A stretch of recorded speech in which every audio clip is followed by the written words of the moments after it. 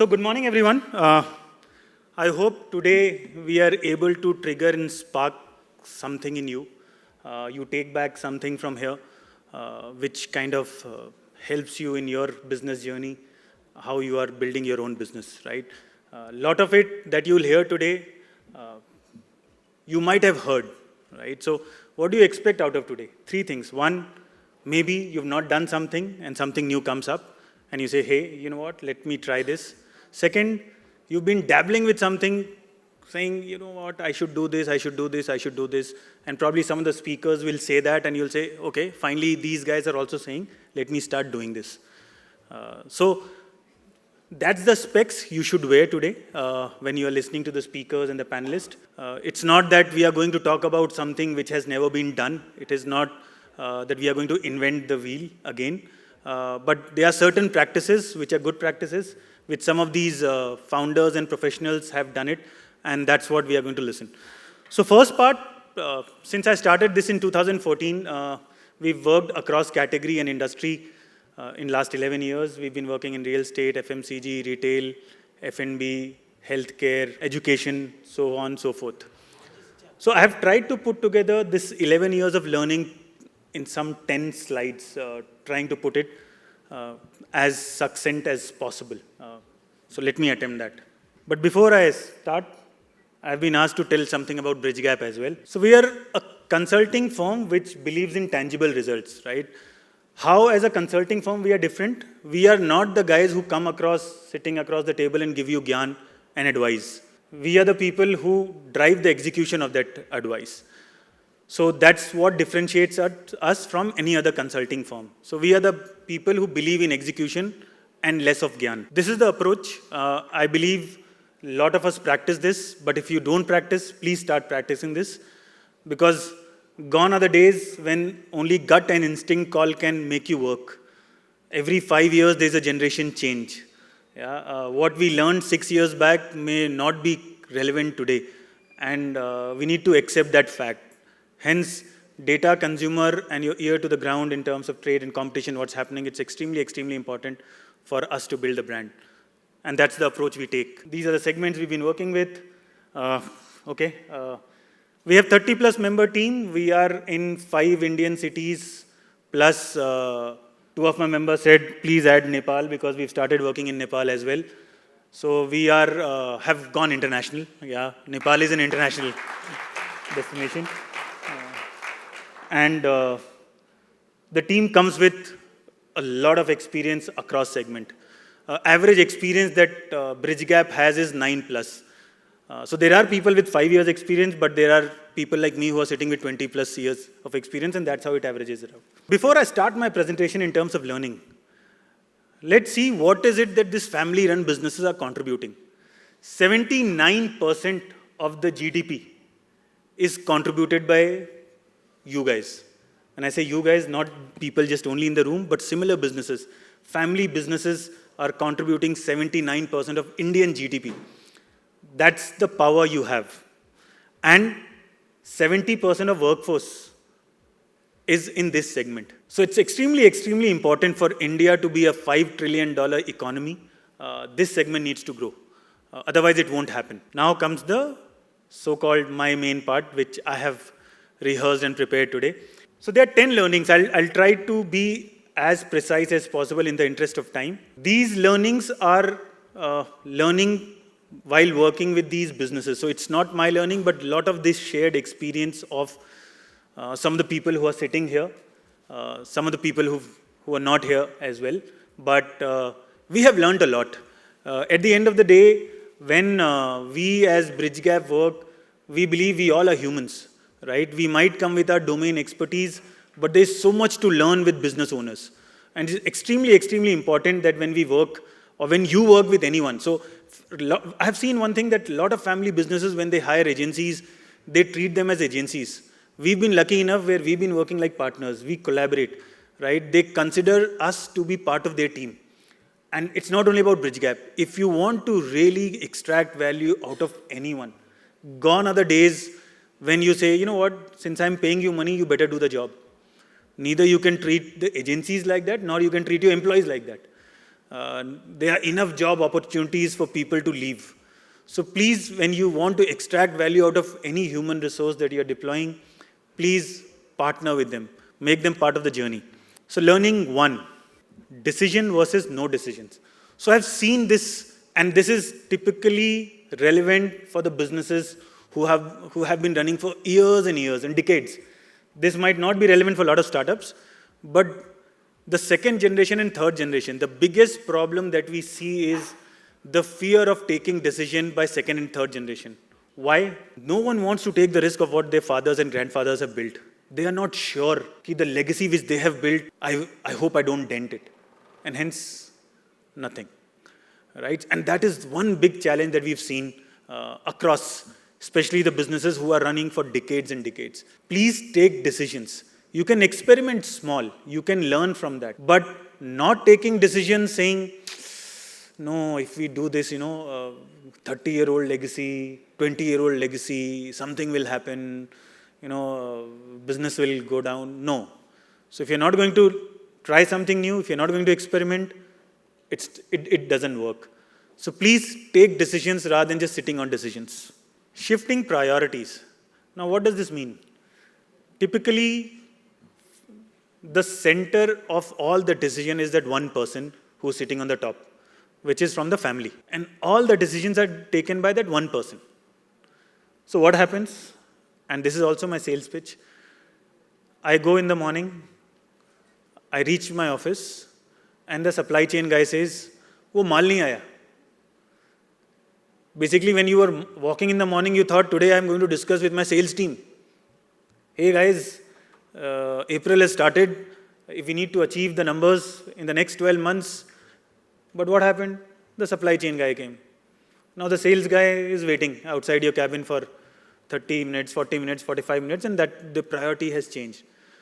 So this we have seen across the center of decision making, not able to delegate, not able to create verticals, not able to bring in right people to take those decisions, is hampering business. Because there is no matter what you do, no matter how great you are, no matter how intelligent you are, you have only 24 hours and you have only 7 days. You can't change that. Hence, you need to prioritize. You need to put your mind and time at the place which no one else can do, but only you can do. Rest of the priorities have to be delegated. Otherwise, the shifting priorities creates confusion in the system, and nothing moves. A lot of resource, a lot of manpower goes for a toss. Learning 3. Consolidate, focus, and drive. We all want to do everything. Right? I want to do this also, I want to do this also. Why? Because we all see business. If we do this, 10 crore will come from here. If we do this, 20 crore will come from here. If we do this, 30 crore will come from here. So the biggest problem is when you've still not scaled to a certain level, when you've not been able to bring in a lot of people to handle independent things, and you yourself are trying to put your focus in so many places. It doesn't work. In fact, we were working, so some of the negative part, I'll not name the clients. Some of the positive parts, I'll name the clients. So one of the brands we were working with, it's a big retail chain. Now they wanted to launch various private labels. Now the mandate came, you know what? We should be in all categories. एक toilet cleaner भी चाहिए, एक आटा भी चाहिए, एक चावल भी चाहिए, एक दाल भी चाहिए, एक पूजा ऑयल भी चाहिए, एक दिस भी चाहिए, दैट भी चाहिए. And you have in a retail space only so many square feet shelf space where you can keep. But now whole organization, because the verdict has come from the top, is running around trying to fill those spaces by those private labels. And no one has any clue that which specific category, if I focus, probably I don't need to launch those 20 categories. That one category itself can give me enough business. This is just one case in point. I'm sure some of you sitting here would have dabbled around with many businesses. Now, there's a right time for all. There are big groups, big giants, some of the professionals, here he comes. So KM sir is sitting here, who comes from Imami Group. Imami is a diversified portfolio into so many verticals. But there is a time for everything. There is a way it has done. Not on day one, there were 20 verticals which were launched. So it's extremely important that you don't just try to be everywhere for the sake of being there. So consolidate, focus, and then drive. Personal biases. This is my favorite topic. So people, this is typically people who've been in their own business for 20 years, 30 years, and have achieved a certain level. Now what happens is, we all know and we all think that we know, including me, right? Everyone, I've been working for 21 years, I know everything. This is how things are, this is how it works. So now I have developed my personal biases. And after a certain time and certain scale of business, you start moving away from the ground level realities. You are not spending enough time with consumers. You're not looking at data at a granular level. You're not going into the market and seeing what competition is doing. And you are just still believing and sitting on the biases of, I have been running this business for 20 years and I know it all. And that's what I call a personal bias. Now, one of the retail brand that we were working, now he said, Vipin, my consumers are car users. खाली car वाले ही मेरे store में आते और वही खरीदते. Now, please strategize everything based on that car, guys.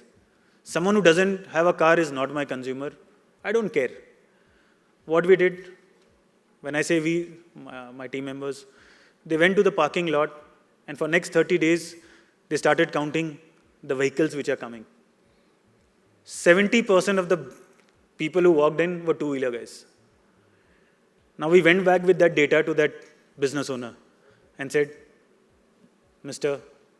Sir, car wale to bahut kam hai, only 30%. Do you want us to alienate the bike guys? Shall we not talk to them? You want to build such a high-end luxury brand that car guys are the only target audience? So when he looked at the data, his personal biases changed, right? So lot of time, these things happen. So don't, just because the things were like that 5 years back, the enough bike guys who have enough disposable income to buy your stuff. Just because they are driving a bike, that doesn't mean that they don't have money. So these personal biases have to be removed. One of the restaurants we were working with, it has a huge buffet spread. Now it's a very, very popular buffet place. But the costs were going up and there was no other way but to increase the price. And we all knew that a certain price only works for this place. But what do? So price was increased, but while the price was increased, we, very, very minimal. But the other way to control price was we cut certain items which were costly. There was an item on the menu which used to contribute almost 10% of the cost of the buffet of a 52 dishes, one dish costing 10%. So we said, anyways, people come in for buffet, they will eat rest of the 51 stuff. Who will bother about this one stuff? And when we removed that, in 3 months, we realized that people used to come for that one stuff and not for the rest of the 51 stuff, right? But our personal bias was buffet, 52. It doesn't matter. People will eat rest of the 51. Then we went back and we said, we started looking at data, and there were 3 dishes which were going into a lot of wastage. We said, we'll remove these 3 and add that one. So the cost gets controlled, and your buffet also gets back its hero product. Yeah. So again, these personal biases of knowing it all doesn't work. So you need to look at data. You need to understand consumer. Yeah. So please, every 5 years, things are changing. Learn from people who are working, your own employees who are closer to the ground. Undefined vision. Now, there are 2 problems which I see here. One, some of the founders and business owners, they believe that we don't have people probably who can understand the vision, right? I can see 10 years down the line, probably these guys are not capable enough to understand. That's one problem. Second, where you know people are capable, but for some reason, you don't want to tell. I don't want to tell too much. I don't want to spell out what I want to be 5 years, 3 years, 10 years down the line. What happens in this case is, this lot of resources get wasted. Now, how does it happen? For example, we were working with one brand. Now, that brand wanted to, so this was 5th, 6th generation of business owner. Now, she wants to create her own legacy, right? The natural thing for us to do on that brand was to have an extension and build that brand, because there was a struggle on a particular brand. So, mandate was resurrect the brand, grow the brand, how do we drive revenue? But in her mind, she wanted to create her own legacy, which she never spelled it out. Whole team, with the NPD, everyone, we all worked and put together a product which can be a beautiful extension, because that was a strategic thing to do. After 6 months, oh, it's not working, this, that. Then we pulled her aside. Ma'am, what's the problem? But that was one-on-one discussion, which was never happening in the boardroom. She said, Vipin, everyone has built and contributed. I want to build something on my own, which has my name stamp. I don't want to build what has already been built. Now, if she would have told that vision to us 6 months back, imagine that 6 months would have been saved. So a lot of time we are not articulating our vision. So please articulate your vision to the professionals, and believe me, a lot of time and money will be saved, and there'll be a faster pace of growth. The challenger mindset. Now this is where all the family businesses should be. Because we all, when I say lack resources, when I used to work at United Spirits, my advertising budget was 80 crore. There also I used to cry ki budget nahi hai. Right? So I don't know how much money is enough money to promote. But typically at this segment, we always have to prioritize. So how do we do it? And that's where I say challenger mindset. Now I will name one brand, which is one of our dearest brand, called Born True. Right? So Born True was born in 2018. Before that, it used to be called Prime Furniture. Now it is run by two brothers. One of them is panelist, you'll hear from him today. Typically, if you look at furniture, products are sold in building on high street. 4 floors, 3 floors, 40,000 square feet. Usse kam mein furniture kaise aayega? Now, when we started having that discussion, okay, if we are going to launch a new brand, there has to be money required to let people know that we exist. Now, Rakesh bhai who's sitting here, Vipin, paisa to itna hi hai. We have only this much of money. Do whatever you want. Now, that money is not enough for us to break even in next 2 years. What do we do? So he said, you know what? We don't have money to call people. So let's go where people are organically there. So both the brothers agreed, and we opened Born True at Sarad City Mall in 1 floor in just 10,000 square feet. Now it was a departure from the tradition of high street 4 floors furniture store, right? But they were willing to break that status quo. And that became probably the springboard where Born True is today, because it gave us all confidence, saying, you know what, we can keep experimenting, we can keep trying, and something good only will happen. So we have to keep challenging the status quo. Second brand that I would like to mention is a builder brand.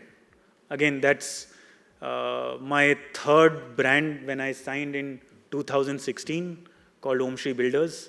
In fact, I keep joking with Tapas bhai. He has been my costliest acquisition, because to know him, I had to buy a house.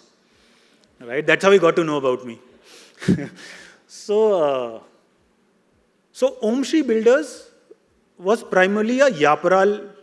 So now a lot of people might know Yaparal, but in 2016, when Tapas bhai was taking over and trying to build his brand, No one knew Yapral, and that was the biggest challenge.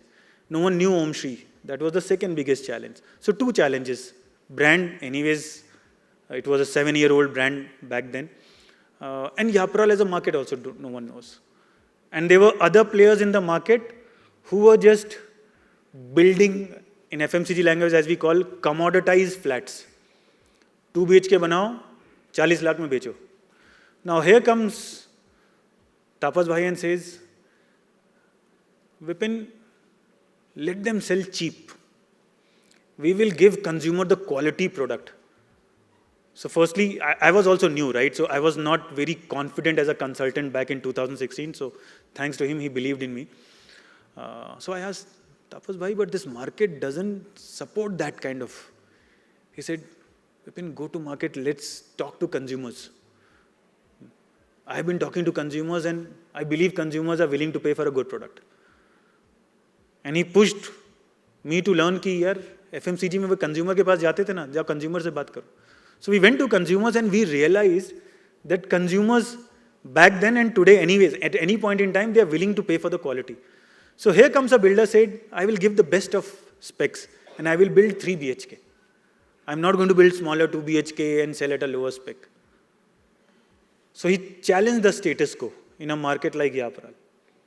And now Om Shri is where Om Shri is. So this challenger mindset is extremely, extremely important for at least the businesses who are trying to scale up, because we lack resources and hence we need to disrupt the market in some way or the other.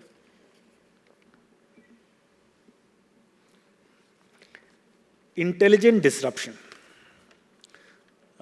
I wrote a word called nuisance versus disruption, but my teammate said, Vipin, nuisance sounds very petty.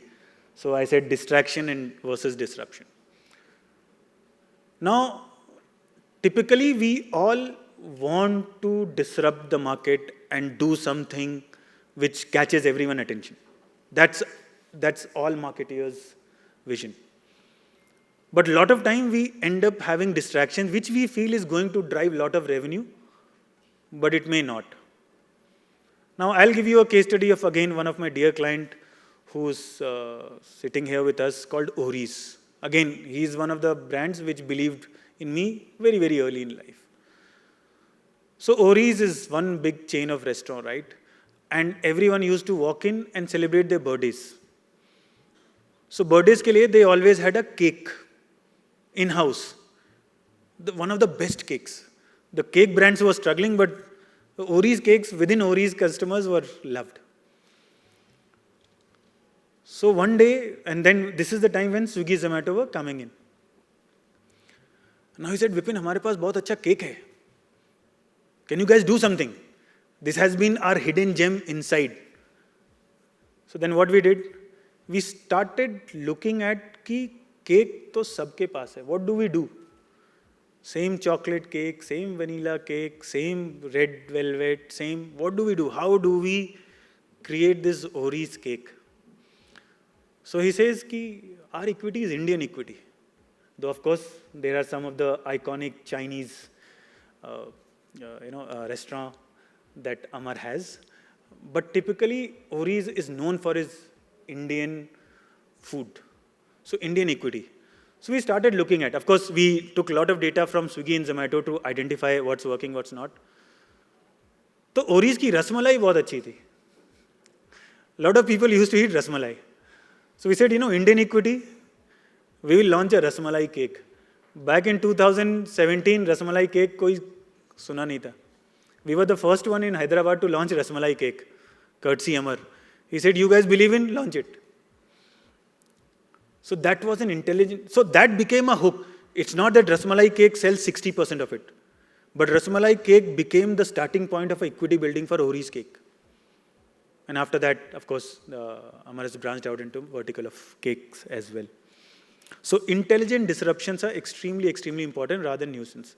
Similarly, there's our brand called Zinda Tilismat. It's a 105-year-old brand. We launched Zinda Tilismat Balm. Ali Bhai is sitting here with us.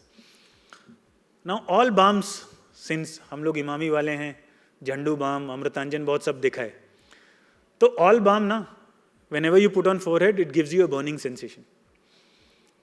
So हमने कहा कुछ अलग करेंगे, इसको ठंडा करेंगे. Because since I came from Imami, वहाँ नवरत्न ठंडा ठंडा cool works. And typically balms are an addiction product. कि labor, after the full day of hard work, he goes back and relieves himself only by 3 ways.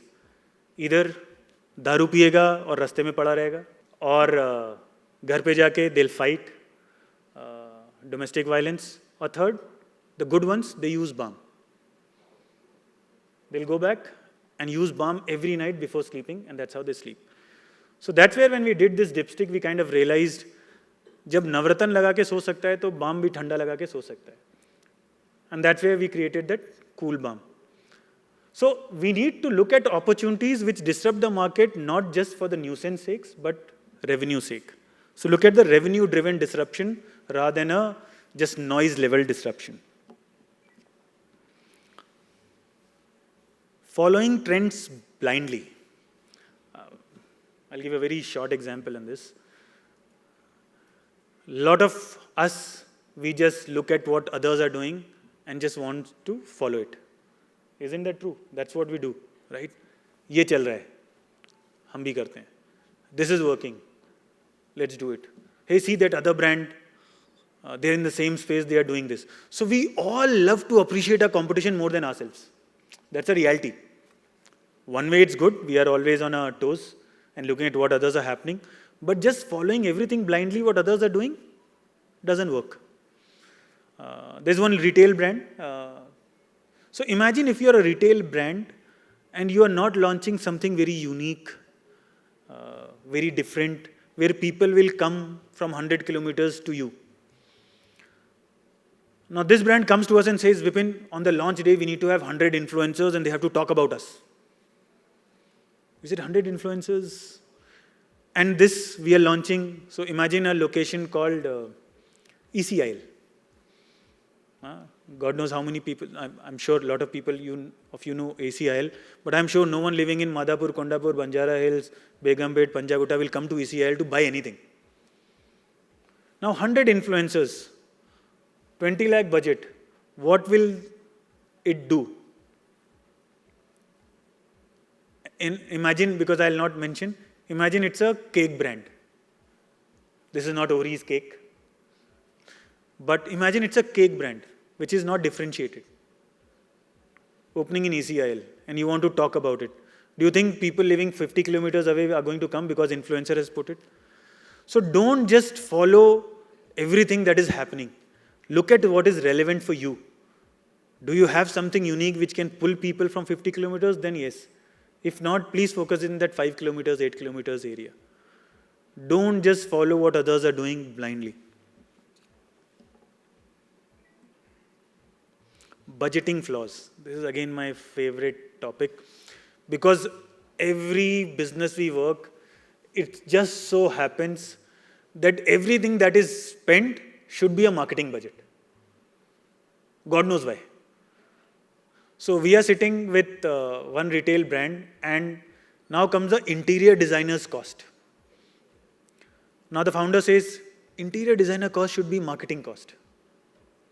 I said, how?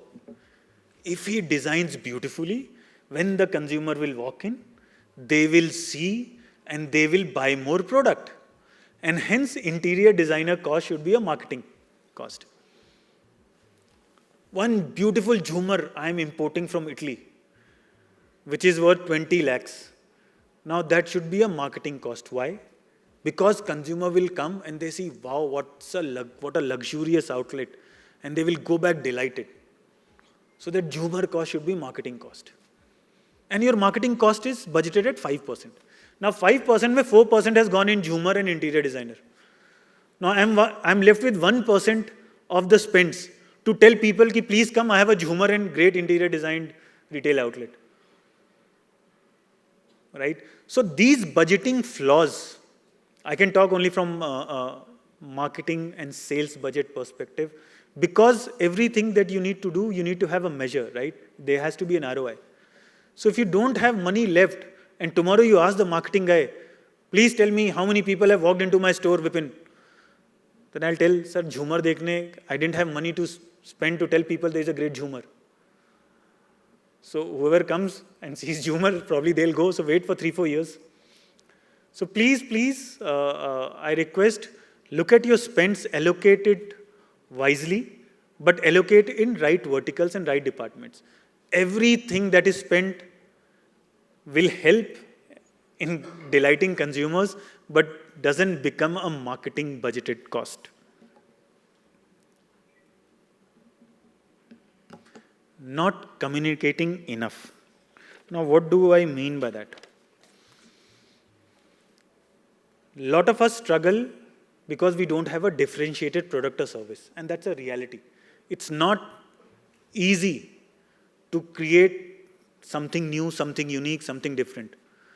But does that mean that we don't tell anything to the people, what we are? So here is one brand where we are sitting, and he says, Vipin, just tell we are a great school. XYZ, we are a great school. Okay? No, sorry. We are a CBSE school. Just tell the people that XYZ is a CBSE school and we are launching a CBSE school. We said, okay, but there are so many CBSE school. Yeah, but we don't have anything different. What are we going to tell? Just tell people that we are CBSE school only. Nothing else. Now, there are great teachers. Maybe other schools also have great teachers. But you can always tell, you know what, we are just not a CBSE school. So CBSE school is a placeholder in terms of category. You might be just a builder, where you say, you know what, XYZ builder, we build residential places. Or you might be XYZ, great cakes, great soap. At least tell something about you, why people should choose you. If it's differentiated or not, forget it. If it's differentiated, good. But if it's not, at least tell. I have great teachers. Please come to me because I have great teachers.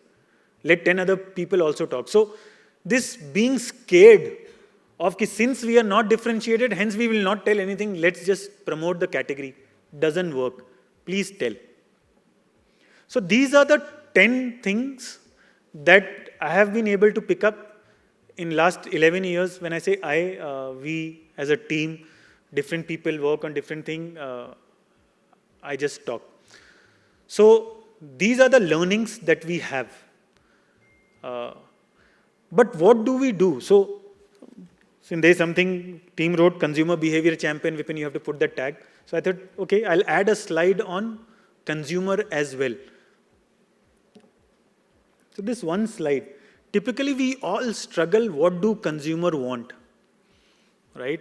Forget the want. What do consumer desire? I say forget the desire. Don't get into Maslow's theory of want, desire, self-actualization. All the brands are built on basic human needs. Now, at what order, in terms of pricing, positioning you want to go for, you go for.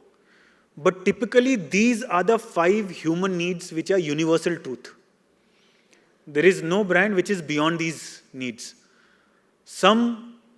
Whichever brand you put, that will be satisfying one of these needs. Security. Right? There might be brands which are just so Volvo. People who buy Volvo, they are not just buying it's a great luxurious car. They are filling the basic human need that you feel safe. Similarly, there are other brands which are fulfilling the needs of security. And you can think of any brand. Economic well-being, Zerodha, or a lot of financial institutions who are trying to drive wealth will broadly come into this section of economic well-being. And you can, as I said, while I'm talking, you can think of your brand that where do you fit in, which is that basic human need. Because if you're not true to one of these basic human needs, consumers are not going to come to you. Sense of belonging. McDonald's. Nike, right? These are the people who are trying to build a community. So they build that way. Control over one's life. Google, make my trip. Yeah, you're able to control your life. ChatGPT. Hey, give me name of the 10 best case studies which are in economic well-being, and ChatGPT will give me enough examples. So I'm able to control my life because of these brands. Recognition. Lot of luxury brand. So Mercedes, right? It drives recognition. So you have to look at one of these needs and which one of the needs that your brand gets hooked on. Because if this is not where you are, probably consumer will start alienating you. Or maybe they're coming for, they know what need you are satisfying, but probably you are not articulate enough to tell them. So that's it for me. This is what I had. I've shot up my time by 10 minutes. I can take 1 or 2 questions if any 1 or 2 questions are there. So yeah. So people who are clicking one slide, all the 10 learnings are in this one slide. I didn't want to disrupt your clicking thing, so I thought, okay, this is a surprise element. Everything is in one slide. Any questions, or I'm good?